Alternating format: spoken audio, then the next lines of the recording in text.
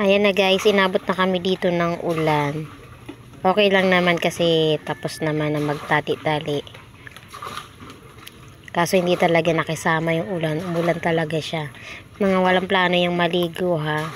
Pero ayan, inabot ng ulan kaya tuloy. Naligo naman kaming lahat. Lahat naman kami talaga naligo sa ulan. Shoutout nga po pala dyan sa mga kasama ko.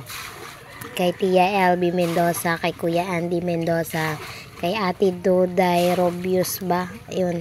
At kay Tia Marcy ho. At kay Tio Henry Abanyo, kay John Paul Abanyo, Alvin Abanyo, Christian Abanyo, at Lovely Abanyo. Sila po yung kasama ko dyan. Taga-video lang ako.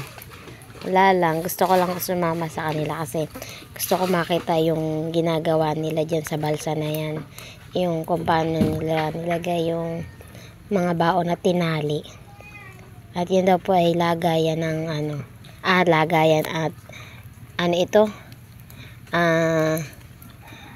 dyan pakakapitin yung mga talaba, at meron naman nga po mga talaba dyan sa mga baon na kinuha nila kanina, itinaas na mga talaba ng mga kakapit. At itong kasama ko dyan ay nilalamig na si Lovely Abanyo kasi nga naman umulan na. Thank you po sa inyo at magandang hapon po, at ako po ay nakasama po dito sa inyo. Sana po sa ulitin. Thank you for watching. Bye!